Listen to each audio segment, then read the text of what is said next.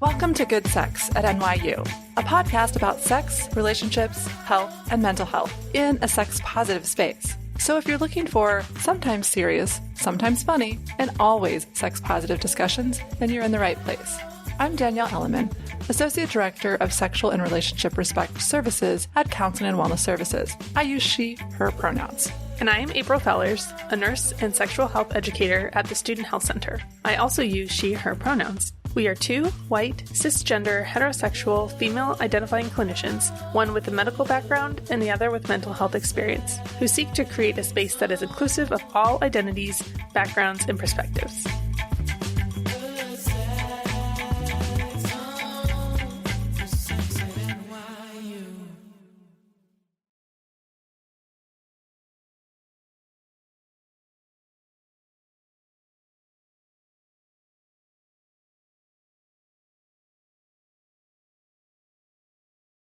Today on Good Sex at NYU, we are joined by our colleagues Dr. Virginia Robertson and Dr. Sandra Curet, who are medical providers in the GYN Health Department at the NYU Student Health Center. Dr. Robertson is the Associate Medical Director of GYN and Specialty Services of the NYU Student Health Center. She is a family medicine doctor by training and provided health care for folks in family medicine practices, homeless shelters, and community health centers for many years before coming to NYU. She completed residency at the Montefiore Residency Program in Social Medicine and also has a Master's of Science in Public Health from the University of Edinburgh, Scotland. She worked with the New York City Department of Health and Mental Hygiene in the Bureau of Maternal, Infant, and Reproductive Health and continues to collaborate with them through projects here at NYU. A lifelong New Yorker, Dr. Robertson enjoys the cultural life of New York and does volunteer gardening at one of the city parks, among other activities outside of work life. Dr. Robertson uses she, her pronouns and also is known as Gina. And Dr. Curet is an OBGYN who practices general gynecology at the Student Health Center.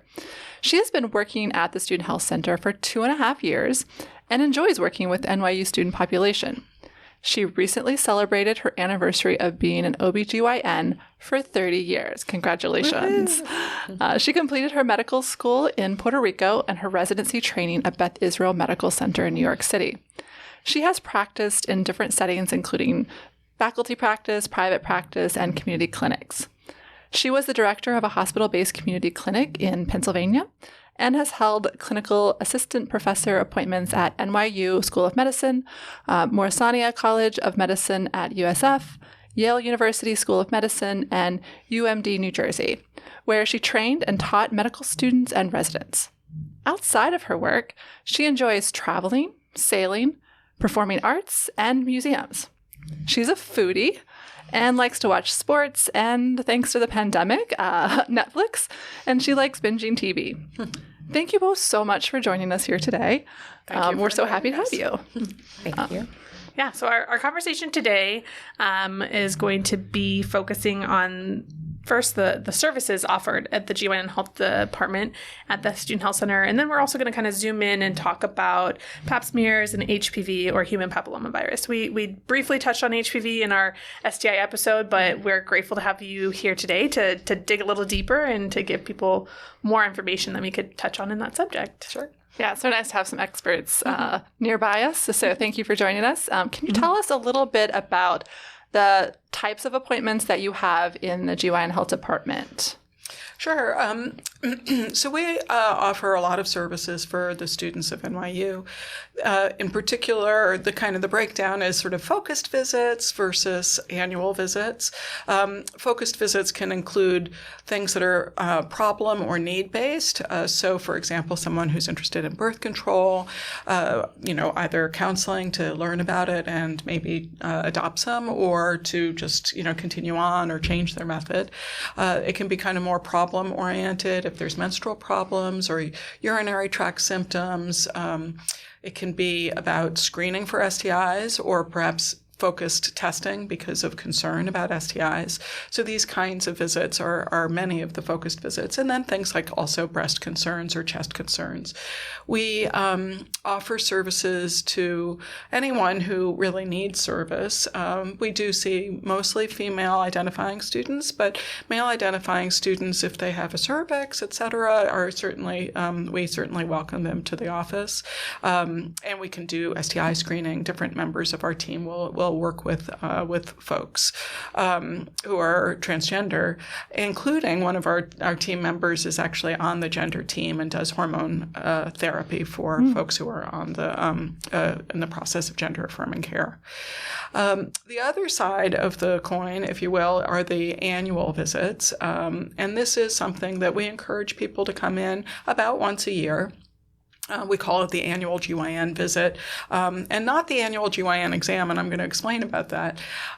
So these are visits where we really would like to talk about health in general and find out everything that there is that's on someone's mind about their health, general health factors. We will often delve into these in the problem focus or in the focused visits too, of course, but we want to find out about health habits, concerns about their body, their age, and how that might affect what kinds of screening is appropriate, including things like PAP smears, which I know we'll talk about. And at that kind of visit, sometimes it's really just a discussion, and maybe we'll end up focusing on perhaps birth control if that's the major need, or it may be a discussion that leads to a decision about a physical exam. And again, kind of what's the need for the physical exam is always our question. Is it absolutely necessary at that particular visit, or is it something where we're planning in advance?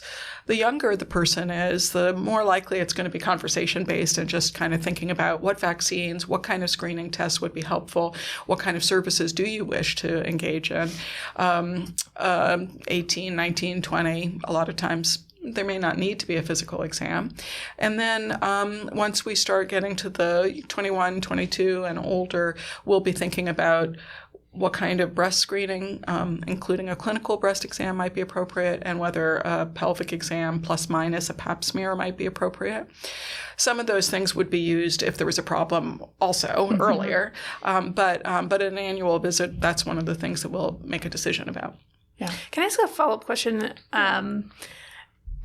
For somebody hearing this and thinking, oh, I've gone to the primary care department to get STI screening or a physical, what reasons do you think somebody would make a visit, either an annual visit in GYN versus a physical in primary care, or choose to do STI screening in one or the other? Mm-hmm.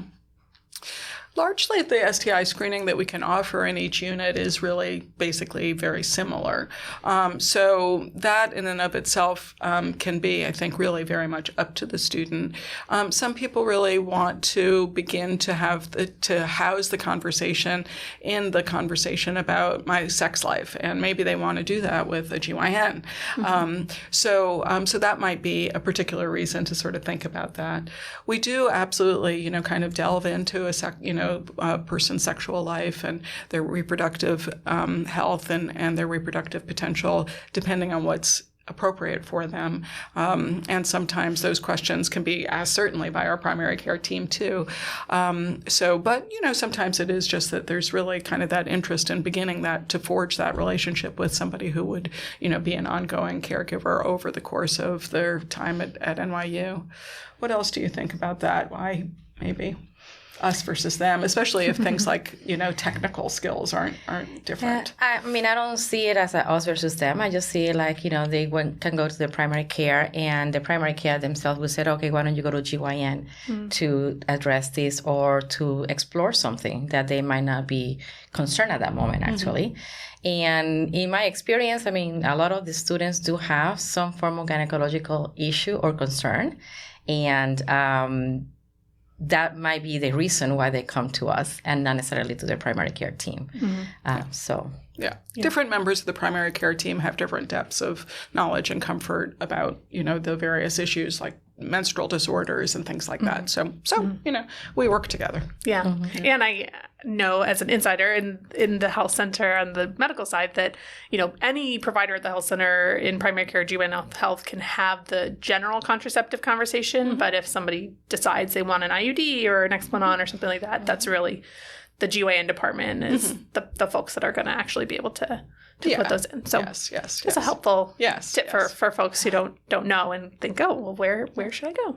Yeah. Well, I just want to say that it's so important to have a regular doctor.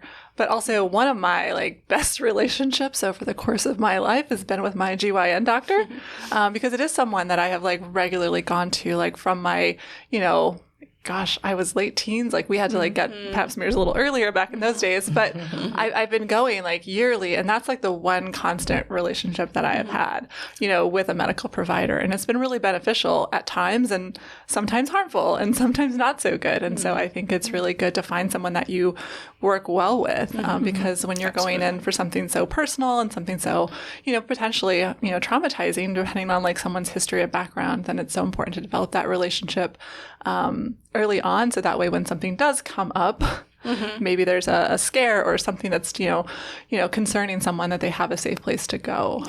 So in thinking about specialties around like pap smears, and I know some of this I dread, but going into like the first one, I remember feeling like a lot of fear and unknowns. I think that I really like my GYN, so I like doing it now. I don't like the actual act or the actual thing that I have to do. But can you tell us like a little bit more about what this involves, like what the reason is, and like what's recommended as far as like the pap smear and that exam? I always like to say I haven't really met anybody who likes getting a pap smear. But I think it's always good to kind of figure out how to make it as tolerable as possible on both sides, so that it can be done. So I always like to start by sort of explaining a little bit that the pap smear, that term PAP, is actually a nickname. The full name is Papa Nicolau, which is actually somebody's last name, who came up with this idea of screening for cervical cancer. So the pap smear is a screening test for cervical cancer. It really is going to pick up on precancer. So it really can pick up on things that will be curable if we can detect it early enough in the vast majority of cases. So it is really a screening tool. It is of the cervix, which means that we do, and this is kind of how I explain it to people, we need to go through the vagina to actually see the cervix and then collect just a little swipe of the surface of the cervix. And it can be a very brief exam, but it can feel uncomfortable. There's no two ways about it. There's lots of ways that we can avert some of the discomfort, and we should certainly talk about that. But in practical speaking, it literally is just using a small brush to brush on the surface of the cervix, which collects some cells. And then the cells go off to the laboratory and they analyze them to make sure that there isn't anything that seems like a precursor of cancer. It's very rare, in someone who's young or someone who's actually doing the tests routinely to actually discover cancer de novo. But it can be helpful to go ahead and discover it early. When we do a pelvic exam with a PAP, usually in this circumstance, we will first, of course, explain, what we're going to do. We encourage students that really are it's very new to them to even think about maybe having a nurse visit to just have a talk about it and look at the equipment and stuff beforehand. But even in the moment, we can just sort of walk you through, what to expect. And so we encourage folks to ask for a chaperone, or we offer a chaperone 100% of the time, but definitely to have a chaperone, one of the medical assistants in the room, if that would help with comfort, or to bring a friend, a companion, if that would help with comfort for the exam. But then one has to change completely out of one's clothes for the PAP, so from the waist down at least. And then there will be some cover up. And my approach is always to sort of, like what I always say is, I'm going to tell you everything I do before I do it, and you tell me if anything seems too much or not manageable, and I'll stop. So then, looking at the outside of the vulva is part of the exam. Some using gloved fingers, just touching very gently to look at all the structures of the vulva. And then you mentioned the speculum. This is the thing that probably for most people is the most uncomfortable. It's a plastic instrument with rounded edges. There's different sizes. We can use very small ones as needed. But it needs to be placed with some lubricant inside the vaginal wall, the vaginal vault, and then open just a little bit so that we can see the cervix. And then once we see the cervix, we do that little brushing as I described, and then the speculum comes out. So that is kind of the PAP itself. So all of that can take, 30 seconds. It sometimes is less even. And then you were mentioning about the internal exam. So this might be an exam where if we think that maybe there's some menstrual problems or there's been some pain with sex or something like that, we may want to go ahead and, again, with gloved fingers, more lubricant, use the fingers inside the vagina to actually feel the cervix and then feel the surrounding organs, the ovaries and the uterus. Again, very brief.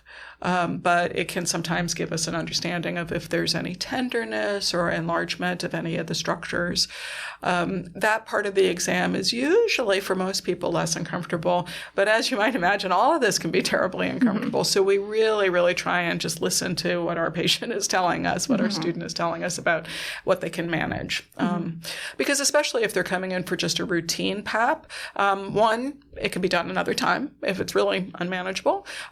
Two, if there really isn't any other focused problem, even the internal exam with fingers does not necessarily need to be done. I think that's really helpful.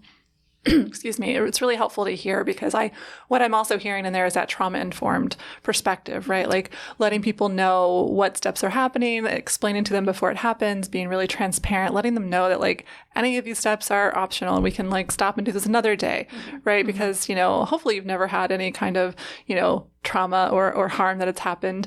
But like, if so, then like you're safe to be able to put a stop to it and have some power in that space. I think sometimes there is that power dynamic in a medical field that you feel like, oh, I have to do everything the doctor says, and so to be able to give, any patient or student like the power to be like, I'm, a little overwhelmed right now. Can we take a pause? Like those things are okay. And that's what it sounds like you're doing in your practice. And I really appreciate that. Yeah. No, we think it's super important. Yeah, no, I was going to add that, part of the history taking when they come in for the first time, or at any time to that matter, is interviewing or asking some questions that could be sensitive, and we alert the student about that. And then, of course, then we gather that information. And if there is a prior experience of trauma or anything that not necessarily has to be a sexual trauma, but it could be from a prior doctor. That is something that, oh my God, that hurt and I don't want to have this done ever again, which I totally understand. Like I go to the dentist and, I love mine, but not all of them. But the bottom line is that, yes, we do approach and then we offer and I guess tweak depending on what is their state that day, and then decide and make an informed decision as well. Okay, you know what, we can do all of this now, and then you can come back and do the rest, because not everything is urgent here, you know, and... And I like that option too, or the phrasing of "we can do this" as opposed to "I'm going to do this" or "this is what we're going to do today." Of giving them all the options and then saying "this is what I can do," and then letting them decide. This is what I feel comfortable with. And also explain the purpose. Like, I'm asking you these questions, about your trauma history because we want to make sure we're, not going to re-traumatize you. If you don't have to go into detail, right? Like it's not about like us learning the detail. It's letting us know a little bit more about you so we can better, be in collaboration with you around, this exam that can, have an impact on you. Yeah. I often will just sort of say, have you ever had this exam before? And for those that have had some part of the exam, I'm like, is there anything about your experience that can let me know how to make it better for you? So, and yes, finding out about the sexual, any kind of sexual abuse or anything like that is informative, but we don't have to go into the details. It's just that frame of reference sometimes, and acknowledging, that, we can modify if needed. I mean, there have been times when I've let people go ahead and place the speculum themselves, at least initially, and then I have to kind of, position it more precisely per se, but sometimes that's helpful for folks. certainly using a mirror sometimes just to say, they could show me if there's any area that is bothersome or really tender, but also just to make sure that they know, where I'm going to go and all of that. These kinds of things also are some, sometimes some helpful tools. Yeah. You kind of alluded to this earlier when we were talking about all the different services offered. But so differentiating the pelvic exam from the PAP smear, what are other times that you would do pelvic exams? Well, sometimes it is a part of depending on what complaint you come in with. So it could be part of that exam. So if you come with a complaint of a vaginal problem and it's not clear cut, right? Because you can think about this, if you do a virtual visit, is the person that is doing the virtual visit, your provider, seeing your vulva or your vagina and giving you antibiotics or not, right? Which we are not. So in that context, so if you're in the office, does it always have to have the vaginal exam? So depending on what that history comes and what are the symptoms, again, there is an agreement, there is a communication. And then in this case, so I think that I need to do this vaginal exam to make sure that X, Y, or Z is happening, because the symptom of vaginal itching, for example, is not always yeast, it's not always bacteria. It could be something completely different, especially depending on when it's happening. So that would be one reason to do a pelvic exam with a speculum, not necessarily an internal exam, for examination of the vaginal discharge or itching or discomfort that they might be having. If they have like abnormal bleeding, so again, you don't have to do it the first day, but if what I'm giving you doesn't work, then I need to know, is there something in there that, is causing this? Or if this bleeding is associated with some suspicion of could be a traumatized injury or traumatic injury to the cervix or the vagina, now I need to know, do you need to get stitches or something? Right? So now again, we have to include the possible of a pelvic exam. Yeah, that's helpful. And so I'm curious, I alluded to this a little bit earlier, but I'm old. And when I not true. No, stop. 30 years of experience, I don't think so. Well, I mean, my point with that is just saying that, like, when I was first getting my PAP smear, like, we had to do it, like, when I first, like, started getting birth control, and I had to do it every single year. And I was really shocked maybe, like, a few years ago when my doctor's like, I don't need to do it every year anymore. And I'm like, wait, have I been, like, getting this and I didn't need it? But then I almost felt a little uncomfortable. I'm like, but wait, I have to wait 3 years? No, I'm so used to it that I'm like, but what if cancer comes out? So I'm curious if you can share with us a little bit about the recommendation for, like, a PAP smear and what that, like, follow-up looks like as well. Sure. So it's a great evolution, and I'm very happy, even though at some point we actually, in our own field, in gynecology and OB, said, so what is the purpose then to do the OBGYN visit if you're not doing a PAP smear every year, right? That was my thought. But there is more to the annual exam, GYN, than just a PAP smear. So to begin with, cervical cancer is very uncommon in the patient population between 15 and 20 years of age. So we're talking about 0.1 per 100,000 people. So it's very rare. And even in the population between 20 up to 25, 29, it's like 0.8%. So again, it's very rare. So you don't have to be screened that, and this is average risk population, of course. There are individuals who have other conditions that put them at higher risk, but this is in general population. And also, cervical cancer is a very slow progressing disease. So it is not something that is overnight, except for a specific type of cancer that is adenocarcinoma. But the most common type of cancer is squamous cell carcinoma. So it's from the cervical cells that we are collecting. So it's more widespread, and it's linked to HPV. We're going to be talking about this in a little bit. But the bottom line is that you don't develop this cancer from 15 years of age to 20. It takes over 15 years probably to develop that cancer.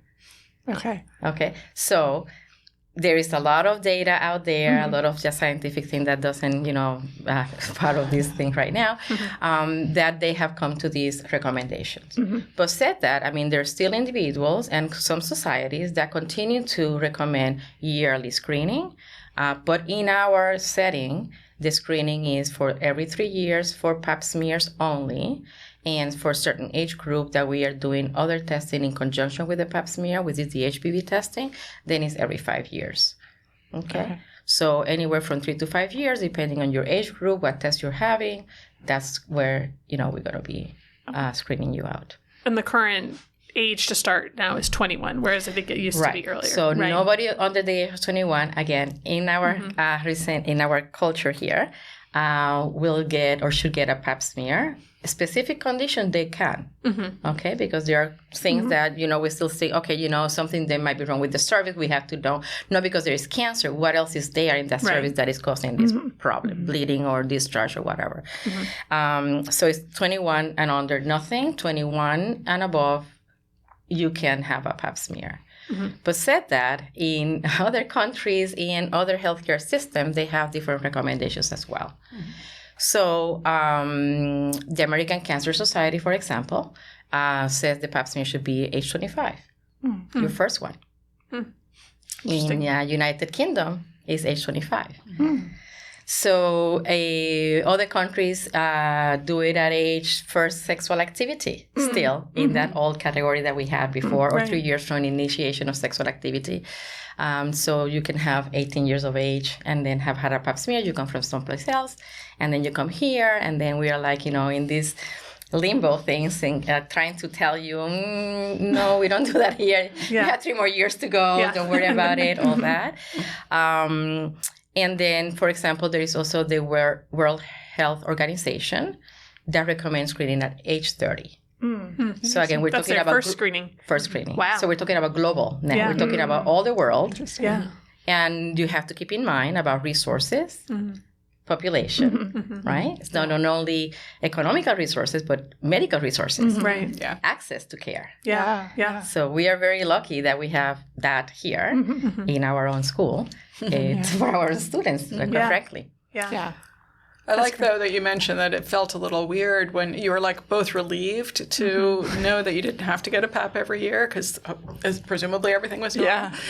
But that it almost felt a little nerve-wracking, because you get used to it. And so I think that that's something that is always worthwhile to just, address, and discover, what the right answer is for an individual. I mean, the right answer could be maybe doing it more frequently than every 3 years, even though, the guidelines don't necessarily recommend or support it formally. But most people are kind of like, okay, that's fine. Yeah. I think for me, I started having them at the age of 14. Not because I was having sex, but I had really bad cramps and PMS. And so it was just this odd sense of well, what if what you just said though, helps me? I don't think my GYN was oh, it's just not needed anymore. And I'm like, okay. But then I felt a little, but I didn't ask a follow-up question, but hearing the statistics, that was just super helpful for me to realize, oh, it's a slow moving cancer. Okay. I'm down for that then. So that helped me right there, just sort of feel a little bit better about it. I mean, I didn't volunteer to come in more for it. No, thank you. But still, I was just a little hesitant to be every year I've had it. This feels a little odd to not do it. Yeah. And I mean, having a great track record of lots of normal PAPs is reassuring, is part of the reassurance. And then really the cervix as it matures, over the years, it, may also become a little hardier, if you will, So there's reasons that it can be okay. I will say for me that now going to 3 years, it's hard for me to remember. I have to think about okay, when was that last PAP? Was it 1 year, 2 years? Has it been 3 years? And so I think that is also hard. It's easier to think did I go last year? No. Okay, then it's time to go. Yeah. So that is something to keep in mind. Well, I still see my GYN every single year. Well, I was going to say the continuity of care. She's my medical BFF. Well, that's great. But I also have to get mammograms, and I have to do all these other things after you hit 40. So you're okay, I still need to take care of my health in other ways. So she just tells me whenever it's time for the PAP smear. But also a couple of things there is if anything changes, you can have it done even every 6 months. So we are talking about this is a general guideline. Yeah. Okay. Right. And the other part is that there's some from the health insurance companies, actually, they are bringing in reminders to the patients themselves. Like, you haven't had your exam or something, and some health systems will alert you as well. You could receive it like a text message or an email from your provider. That's great. Or the network, so might not be so hard to remember. Yeah. I just know the last person that did mine retired, so I'm not going to get a reminder from her. Well, I think like one of the things that I remember about getting, pap smears was when I did have something come up on it. It's like it stands out as one of those like very traumatic experiences in my medical experience. But it turned out, I had HPV. And so I'm wondering if you can share with us a little bit more about like your work in that area and how that like can impact, students and how they respond to that, but also just wanted to like get your take on that. Yeah, of course. So the screening test is the pap smear, right? So there are, as I mentioned before, the age group that we're going to be then specifically doing certain types of pap smear, which is the group from 21 to 30, basically. They all get a pap smear basically only. And from age 25 to 29, we'll do, and I explain that in a little bit later, the pap smear with the reflex. Okay? So the age group from 30 and above will get then the pap smear and the HPV testing concomitantly, which is called the co-testing. And that is important because, again, as I mentioned, slow progression cancer. So now we have a factor that has been there maybe for about 10 years, and now we need to know what's the deal, right? So from 20 to 30 years of age, that's a 10-year span, even though you might have initiated sexual activity before that, but still like we are in that window where we want to grab the early stage, if anything, of precancer cells. So that's what the HPV plays a part on it. And then remember, there's over 200 types of HPV. So not all HPV will cause cancer. And they are what we call low-risk HPV, which we don't even know what numbers are those, and the high-risk HPV. Yeah. And from the high-risk HPV, they are like the highest risk of HPV. Okay. And those are the ones that we look into. And in our current system, we have a test that discloses 13 or 14 of those high-risk HPV. And then they can extract from there the most high-risk ones, which is 16 and 18. And those two types are the ones that are the highest linked for cervical cancer, squamous cell carcinoma. Okay. So if you have HPV that is positive, depending on your age group, again, we're going to be making that distinction. How important is to know if it's 16 or 18, or if it's the high-risk type, right? And then what we do after that.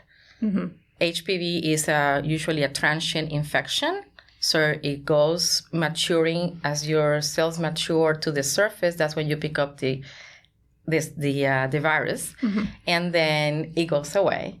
So hopefully it has not infected new cells, right? And then it goes away and it's done. The process is short for clearance, and short I mean about 3 years. So that could be a long time for a lot of people, because then you will have to be coming back like every year for the next 3 years or something like that.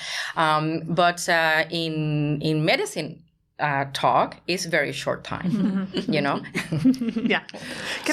Those human, so that HPV stands for human papillomavirus, right? And all these different types that Sandra is referring to, some of them cause simple warts that children get, and where there's no question of sex or anything like that. I mean, a simple hand wart or a foot wart or something like that.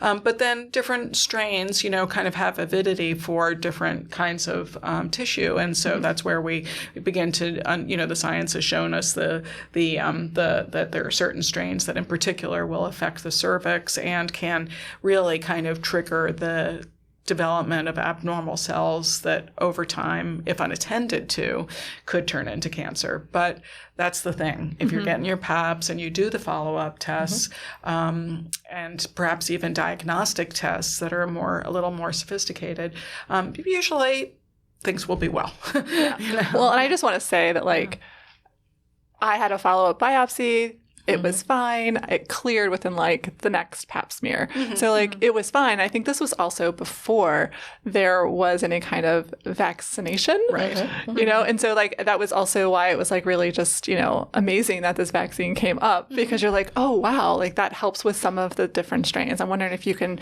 share more about like the treatment for HPV, but also the vaccination as well. No, I'm glad you bring out about the vaccine, because really it is tremendous. And during my lifetime as a doctor, it's you know, one of the vaccines that's been developed, and it's gone through different stages of development. But the one that we have right now, excuse me, protects against 9 different strains of the HPV, inclusive of 16 and 18 and several of the other kinds that are very particular for cervical cancer, but also protects against strains like 6 and 11, which can cause genital warts and put a higher risk for folks to get potentially anal cancer or even throat cancer, depending on their sexual practices. So yeah, it's really well worthwhile.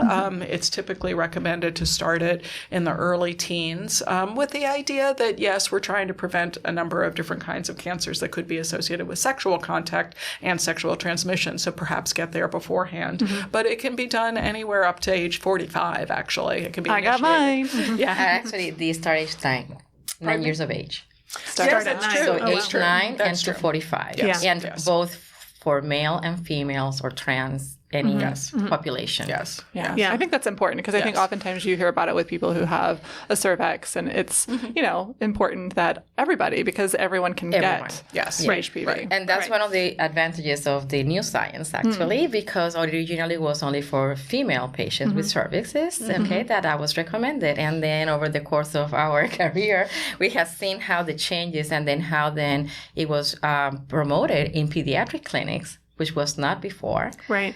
for both sexes or genders. Yeah. So you briefly mentioned the throat cancer for somebody that doesn't have a cervix. What are the other protections for them in getting the HPV vaccine? Yeah, I mean, to protect against throat and anal cancer, depending on their sexual practices, and, you know, common warts too, genital warts. So that may be on the surface of the genital area. So those, you know, that actually, those are rarer cancers, anal and throat, but it's, you know, it's a cancer that you can avoid with a vaccine. Yeah. And just to be clear, there isn't necessarily any testing or ways for people with a penis to like discover that they have HPV. Is that true? Or That's a great question. There isn't a screening test, and they're really, meaning unlike the PAP smear where we take a collection of cells and we kind of look at it for different things or do a test for HPV depending on age, there really isn't anything comparable for someone with a penis. If there are warts, they can be removed and tested, you know, and sometimes that's relevant, but otherwise, no. So that's where the vaccine, just, you know, thinking of it as a universal good, right? Yeah. Right. But also, I mean, there is actually the use of the pap smear can be used for anal That is true. and for penile, actually, too. Yes. So you can actually do the same, because remember, there again an evolution of this testing, right? So the pap smear used to be just like a scraping of the superficial cells with like a spatula, and then you will put that in like a solution, and then you send that like a slide. So that slide can still be made for somebody who cannot use the thin prep or the wet prep that we use now, which is the different to obtain these different cells. So that not necessarily will be the test done for HPV detection. Okay, so HPV detection is a specific test that you do that in our current system, we can actually extract from that pap smear, liquid media. And then there is a test for HPV only as well, which is that same collection of the liquid media. Okay, so shortly, hopefully, we have other alternatives and other, you know, things that are on the basket there of somebody that is playing with it and trying to make it more, you know, accessible and more for all kinds of situations. Yeah. Well, I will mention that we do have HPV vaccines at the health center. They can be people can get them in the Brooklyn site or the NYU site, and you know, I know that I got my vaccines when it was just HPV-4, so there was only 4 strains that were covered, and now we're up to 9. And so I'm wondering, the recommendation is if you've gotten 3 doses, it's a 3-dose series, and if you've gotten all 3 doses, regardless of which one you got, that's good. You don't need to be revaccinated. And I'm assuming that it's because you were talking about, the 2, 16 and 18 that are the most dangerous were probably already covered in 4. Exactly. And so you're already covered against those. And so it's, these other ones that you'd be protected against, it would be nice to have, but not necessary. And the recommendation is really still to stick with what you got. Did I miss any other reasons why? No, you're absolutely right. And that's really the most common question. I did this whenever years ago, and then do I take another one or not? And the answer is no. You get 1 series, you're done. An important thing is also that we used to have this strict schedule about how you were vaccinated. And if you were, the first vaccine is on day 0, and then the second vaccine is on day 1 to 2 months later. And then the last one is 6 months from the initial one, right? Or 4 months from the second one. So if you did not meet that criteria and you missed 1 dose for like this 8 months you came back for, then you start all over again. So there were people back, 15 years ago probably, that actually got more than 3 vaccines because we restarted the whole thing. And then it was discovered that, no, you don't need to do that. You can do them once a year. Not the recommendation, but 3 total. Total is 3. Yeah. And depending on the age, depending on the age, because if you're under the age of 15, it's only 2. Okay. So that's good to know. Yeah. From 9 to 15 is 2 vaccines, and then from 15 and on is 3. Yeah. Well, I was just going to ask if there's any side effects. I know when I got mine, it kind of burned a bit. I also got mine during the pandemic, and I had one of those concerns too, where it was going to be like over. It was my last shot, and everything had shut down. I was like, I'm going to have to do this shot that burns all over again. So I'm glad that you clarified that. But I'm curious if there are any other side effects, to getting the vaccine. It's really pretty rare. So tenderness at the site of the injection is, that's true of most vaccines. Maybe a little bit more with the HPV based on what we read. Some people are, for some reason, perhaps a little bit more prone to feel a little faint afterwards. And again, is that unique really to the vaccine? I mean, it seems like maybe, but really for many people, it's just a little bit nerve-wracking to get a vaccine. And so we actually, encourage people to sit afterwards for a while, for 15 or 20 minutes, and just, read a book, do some homework, and so that we can know that they're going to be okay. It's extremely rare to have any other kind of reaction. Somebody could have an allergic reaction to just about anything in the world, but otherwise it's extremely rare. Okay. I was just checking. It felt like very burny to me. Like just swelling a little bit, burning, maybe low-grade fever, feeling like the little flu, but not really anything that is going to impair you from It's worth the benefit. Like I was all in. I was actually quite upset when they had the age restriction. Like I just missed it when it first came out. And I was like, I really thought about like going to my insurance or going over my insurance and paying for it anyway, because as someone who, was sexually active, I wanted to continue to, protect my health. And it was like, why, if it's going to protect me? And it would not be surprising that this age range of 45, will probably at some point change as well, because this is just about risk factors. Right. Okay. And this is how the data is, being collected.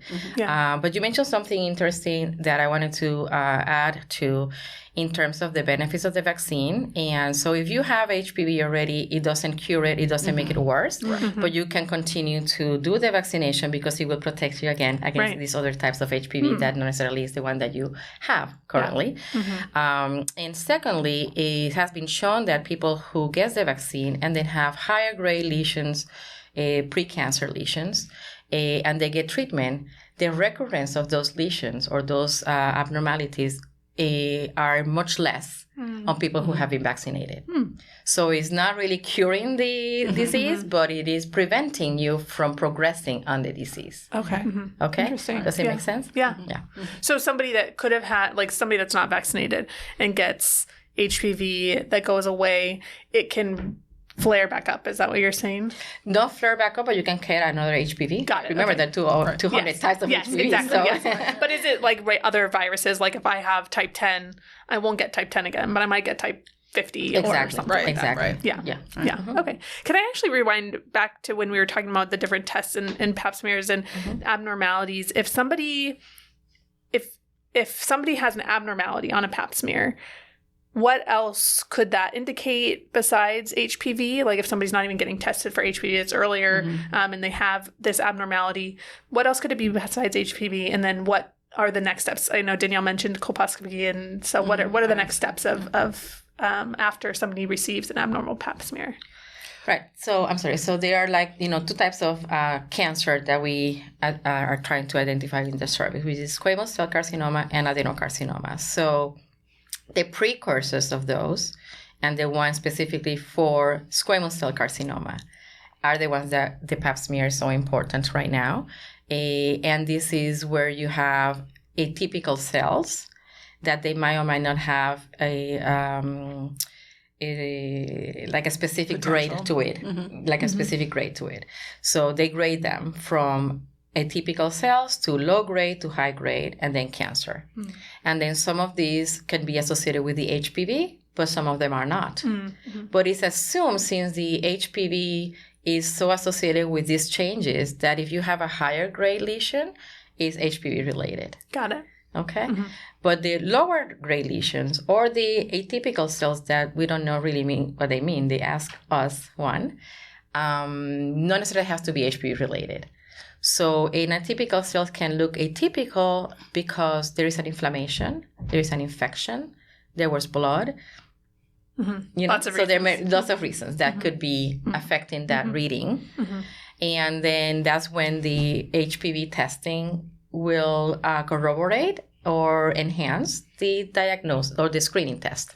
Okay? And depending on your age, we're going to have that test done or not, because the follow-up is going to be different from each age groups. Again, it's based on risk factors, and we don't want to start making this in more invasive procedures that, even though are diagnostic, because of the incidence of cancer is so low in this younger population, to have to go through all of these colposcopies and biopsies. So you can have... Yeah, I mean, so we use, sort of guidelines that are based on evidence of, big studies looking at, what is the meaning of an atypical cell in someone who's 21 and, may have HPV transiently, and it's going to go away within a couple or 3 years, versus someone who at that age has low grade or high grade changes. So we look at all of this, and we have really very specific guidelines that give us really good guidance on which way to go. And we customize it for sure, depending on personal or family history risks that might be unique. But a lot of times it really, there's sort of a very clear indication for any particular age and abnormality on the PAP in terms of which way to go. And sometimes the way to go is to merely repeat a PAP in a year. Just, give it some time, encourage good health behaviors and health protections, and just see how it goes in a year. For the students that have a more advanced lesion, or perhaps there's been some abnormality that's been seen, over more than 1 year or 2 years, we may recommend this procedure that you mentioned, a colposcopy, which is just the term for a scope, using a microscope of the cervix, the colpo. So both Sandra and I do that, as well as some of our other colleagues. We do it in the office. It's an office-based procedure using a microscope from the outside to look at the cervix and to use some believe it or not, vinegar, medicinal vinegar, to give a little contrast, and then evaluate, is there any area in particular on the cervix that we can see through the microscope that seems to be the area that might be giving the abnormal cells. And so then based on that, we take a sample directly from that, as opposed to the PAP, which is just a general sample of the whole cervix. And so that colposcopy, that biopsy that you mentioned, allows us to get a much more defined sample and be able to confirm or challenge the finding on the PAP. Yeah, that's helpful. And guide us, Yeah. Yeah. And that biopsy is a very small, piece of tissue that doesn't really cause any major scarring or affecting your cervix, in any way. And it's slightly uncomfortable as the pap smear, process is. It could cause some cramping, you can have some discomfort, etc., but it's not something that requires anesthesia or anything like that. And of course, there are individuals who are more sensitive than others that, that's again a conversation in that informed consent to how far can you go without having any comfort around you during this procedure. Yeah. I believe I was in my 20s and I had a little bit of cramping and it was uncomfortable, but otherwise it was fine. Yeah. Most people do pretty well on it. Yeah. Can you talk about how any of these recommendations would change for somebody who's not sexually active? And since we talked about sex being a wide range of activities, this is specifically somebody who's not having anything inserted into their vagina. Would any of these recommendations change? Well, technically, no, because we still recommend the pap smear age 21. But again, as I mentioned earlier, depending who you're going to follow, you can adopt any of the other recommendations, right? 25, 30, whatever, at some point in your lifetime, you should have this cervical cancer screening. And there is the conversation, again, of why would you not have that test? And how can we offer the test to you, even if you had never had anything in the vagina? Okay. And there will be, hopefully, again, some modalities coming up that it might be less uncomfortable or invasive in a way that should be able to help us to the test for HPV, which is another screening, right? We are using it as a co-testing right now with the pap smear, but hopefully it will be adopted, as another modality. Yeah. Yeah, I mean, there are studies looking at self-screening by using a tool to just go ahead and take a sample that could then be sent off for HPV, and it's being, utilized especially in places where there's low medical resources. You could see how that would be very advantageous. And so as that advances, I'm sure it's going to change our practices as well. Yeah. I always emphasize for someone who's never had anything in their vagina for whatever reason, they're delaying their sexual debut, or they just don't ever intend to have sex with a penis, and that it's, again, it's that conversation, as Sandra's saying, we're not going to sneak in and do a PAP on you, yes, at 21 we'll start having that conversation, but if it wants to be delayed for a few years, that's fine. I think because what you're saying, Danielle, it used to be tied to sexual activity. Yes. But it sounds from this conversation that cervical cancer is not always related to HPV and is not always related to sexual transmission. Exactly. And so even if somebody is not having sex or nothing is going in their vagina, they still need this screening for their cervix. Yes. Yeah, that was exactly what I was going to add to the information is that, remember, as I mentioned, 2 types of cancer, right? Yeah. So the adenocarcinoma is not HPV related. So that one has no symptoms whatsoever. And that person could be somebody who had a normal pap smear last year and then coming this year now has invasive cancer. Yeah, right. So this is something, again, that is not very common, of course, but nevertheless, somebody has to be screened at some point in your lifetime because still statistically significant were patients who had never were screened in some parts of this world that when they come to be screened at age 35, 40, or 45, they do have advanced cervical lesions that they need immediate treatment, and some of these are already invasive cancer. Yeah. So it does happen with HPV and without the HPV. So this is something there. Yeah. And I just wanted to mention briefly the associated risk factors of cervical cancer. So it's not only HPV, but it's the sexual activity, multiple sexual partners, okay, and partners who have multiple sexual partners. So that's kind of like, how it's a sexually transmissible infection, not easily detected on everybody, so you can pass that back and forth, and that's what increases the risk. And of course, other conditions like, immunocompromised individuals, either from cancer or other conditions, or taking medications that are lowering their immune system, that can also increase your risk for cervical cancer. Smoking, which we'll talk about that in a little bit as well, and other sexually transmissible infections. So like if you have other STIs, then the HPV, find its way in there as well. Yeah. Yeah. That's helpful to think about. Yeah. And since you mentioned smoking, can you share a little bit more about that relationship with HPV? Yeah, I mean, it's very interesting, right? We think of smoking as something you do in this area, but the cervix is way down below. It's very true. But it's thought that the some of the toxins in smoke and cigarette smoke and nicotine can get into cervical tissue. They may lower the immune system's ability of the cervical tissue to fight off HPV.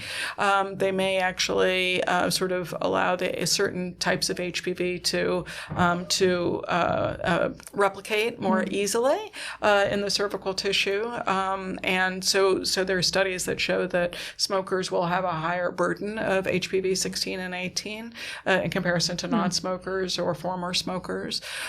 So yeah, there's still, and then there's, a lot of other little interesting, intriguing bits of science here and there that sort of point to the different ways that it is interactive. But so we certainly always think that it's great to stop smoking, easier said than done. And it doesn't have to be smoking cigarettes. It can be vaping, that sort of thing as well. So we always encourage people to look at that part of their life. Why are they doing it? Are they ready to quit? Is it something that they need assistance with?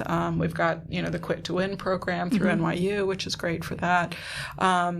And to really, kind of work on it over time, because aside from reducing the risk for cervical cancer, they're going to be protecting themselves against so many other kinds of cancer and heart disease, et cetera. So, that is new information for me. But so much was today. So I just wanted to thank you all for being here. Is there anything that we left out in relationship to PAP smears, exams, HPV, anything that we've forgotten so far that you want to add into the conversation? I just want to add something about, we alluded earlier about the exam and the individuals who will have this exam. So it could be females or it could be trans, and not to fear for coming in to do it, because it doesn't have to end up in having a pap smear or anything like that. This is a conversation that we want to have with you. This is a guidance that we want to give you, and we want to share this information. And we want to share the information about the HPV and how this could be very beneficial to you if you do the vaccine and then your screening schedule, Yeah. I think that's great. Yeah, that's so helpful, because I think so many people who, identify as trans have had difficulties in medical environments. And so to know that we have people who are trained, who listen, who are trauma informed, who are there to support their decisions, I think is really important and unfortunately rare. And so even if you've had maybe difficult experiences in the past, to, try to take a risk again on the Student Health Center, because there's some really good practitioners there. Yeah. I think the other thing is that the nurses in our unit a lot of times are a great resource, perhaps a little underutilized as a separate resource, right? Because they can do counseling visits around birth control, around what to expect about the visit, any visit. They can sometimes help with emergency contraception, as well as obviously in the moment when someone is in the office helping with shots and, administration of different medications and the like. But students can actually make appointments with them directly as well for lots of counseling and assessment of what is going to be the need, and where should we plug you in? How can we help? Yeah. That's a great plug as a nurse. I appreciate it. Education is part of our scope, and so I agree. So those visits can be found on the Student Health Center portal, right? Yeah, great. Yeah. And one of the things that we've talked about in the past, I just want to highlight here too, is that the great work that you all do, as well as others on the team, around people who experience sexual assault. And so when someone does experience something like their concern is vast array of different things, but sometimes it's their health and coming in and sort of seeking care. They can go to an emergency room and get some of this, contraception prophylaxis to, protect their health. But I'm just wondering if you can maybe share a little bit about what you all do when students present that way. We've talked a little bit about how that can be difficult to share that information. I know April has told people that sometimes, really just sort of sharing that you're concerned about STI or STDs. So So I'm wondering if you could just like speak a little bit about that as well. Yeah, I mean, sadly, we do see folks every year, for sexual assault. We're basically just there to help them at whatever level they need. It all depends a lot for them on what has actually happened in the moment. So we do have to ask some questions, but we don't want to be too probing in a way that's just, kind of reinforcing the trauma, but just enough to be able to go ahead and understand what kind of prophylaxis might be helpful. Because we can use medications to avert infections. We can use medications to avert pregnancy. We can, obviously, if there's been some physical trauma, we can assess the physical trauma to see if there is anything directly that needs to be done for their safety. But a lot of times it's about, well, what can we do to help prevent? And not all students, of course, are wanting to do the full forensic exam, where they might also have collection of samples that could be held for forensic purposes for prosecution. So we don't do that. But we can do really most of the rest of it.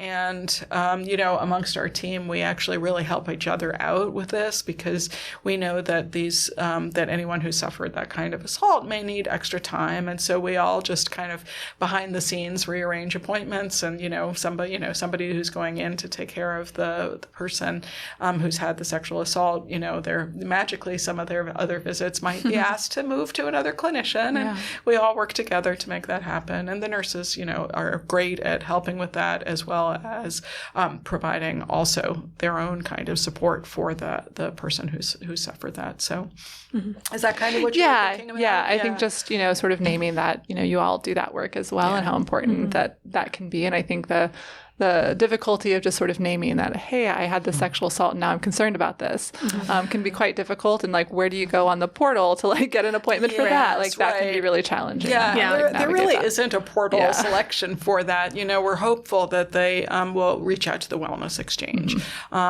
With whatever the degree of concern is, the Wellness Exchange, will be in touch with us to really help coordinate that. And or if they come in to talk with one of our nurses, that will be the entry point. If they just schedule their own visit for emergency contraception, but the story is such that there's more going on, the clinician they see will help figure out how to, make the larger framework happen. Yeah, I've seen people also might just put STI concern or, they find a way to schedule themselves. We talked about this in another episode too, that people can call the main Student Health Center number and just ask to speak to a nurse. Yes. And that can also help provide some clarity on what kind of an appointment does this need to be in person or virtual. Obviously they, at some point, if you want medications and those kinds of things, need to come in and see somebody. And, the other thing, kind of tying to our Title IX episode, just kind of reminding people that coming to the Student Health Center to get this care is completely confidential and nobody's going to know, and we're not going to share this information with anybody. It's not going to automatically get reported to anybody. So it's really a patient-student-centered approach and making sure that student is getting what they need. Right.